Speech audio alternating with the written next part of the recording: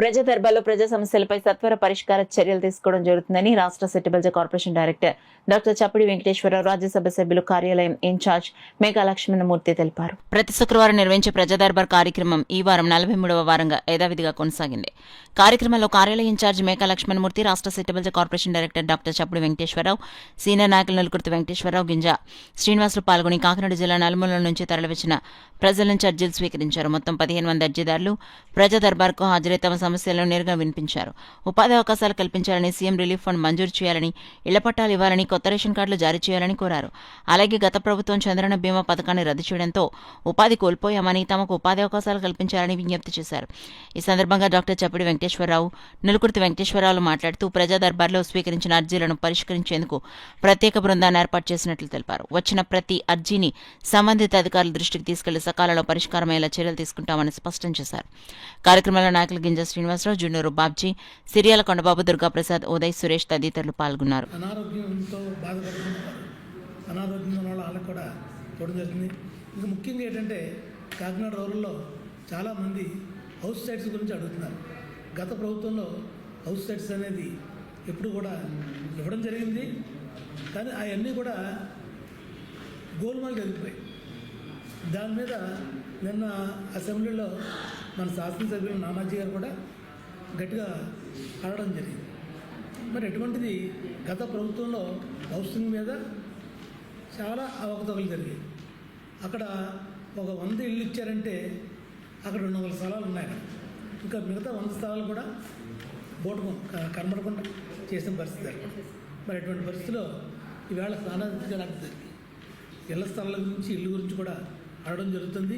మరి అంతేకాదు త్వరలోని ఇల్లు కట్టుకున్న వాళ్ళు ఎవరైనా ఉంటే ఇల్లు కట్టుకోవడానికి ప్రభుత్వం 2,50,000 రూపాయలు సహాయం చేయడం జరుగుతుంది.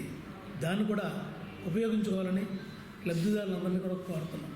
మరి అంతేకాదు ఈ ప్రజా దర్బార్ కార్యక్రమంలో వచ్చినందుకు వారి సమస్యలని మా దృష్టి తీసుకొచ్చినందుకు వారందరూ కూడా ప్రత్యేకమైన ధన్యవాదాలు.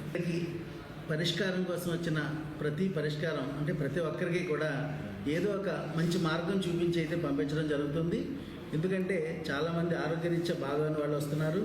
అలాగే ఇక్కడ సీఎం రిలీఫ్ ఫండ్ కోసం వచ్చే వాళ్ళు కూడా ఎక్కువగానే ఉంటున్నారు. అలాగే జాబ్ రీత్యా పిల్లలు ఎక్కువ మంది జాబ్ లేదని ఖాళీగా ఉంటున్నాము చదువుకుని వచ్చే వాళ్ళు కూడా ఎక్కువగా ఉంటున్నారు. వీరందరికీ కూడా తగిన రీతిలో మాకు అవకాశాన్ని బట్టి, అవతల యొక్క స్పందనను బట్టి అన్నీ కూడా సక్రమ మార్గంలో వాళ్ళకి న్యాయం జరిగేటట్టు చూడటానికి ఈ సానా సతీష్ బాబు గారి ఆఫీస్ అయితే ఎప్పుడు ప్రజాపక్షాన్ని పనిచేస్తూ ఉంది.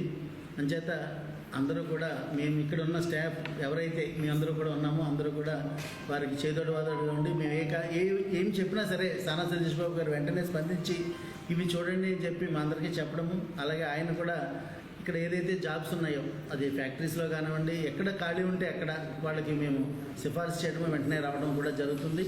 అంచేత ఈ ప్రజా దర్బార్ అనేది ప్రజా దర్బార్ కాకుండా ప్రజల సమస్య పరిష్కార వేదికగా ముందుకు వెళుతున్నందుకు ముఖ్యంగా సానా సతీష్ బాబు గారికి అందరికీ కూడా మేము మా స్టాఫ్ ఇక్కడ ఉన్న అందరి తరఫున కూడా ఆయనకి ధన్యవాదాలు తెలియజేస్తాం. అంటే మనం ఇంకా ఎంతైనా కానీ ఏదో ఒకటి మిగిలిపోతూ ఉంటుంది, అది అందరికీ తెలిసిందే. ఇప్పుడు ఇళ్ల స్థలాలు, పెన్షన్లు చూడండి ఎప్పుడు కూడా ఒక్కరోజు ముందు ఇవ్వడం జరుగుతుంది. రేపు 28వ తారీఖు రేపు పెన్షన్లు ఇస్తున్నాం.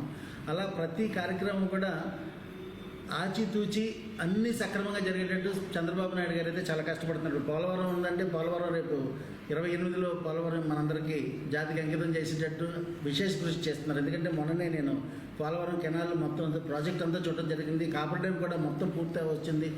మ్యాక్సిమం ఒక 15% ఆఫ్ వర్క్ మిగిలి ఉంది, అంతకంటే ఏం లేదు. అయితే ఈ పెన్షన్లు, ఇళ్ల స్థలాలు, మనకి కొత్త వారికి పెన్షన్లు, ఇళ్ల స్థలాలు అనేవి కూడా ప్రభుత్వ పరిశీలన ఉన్నాయి.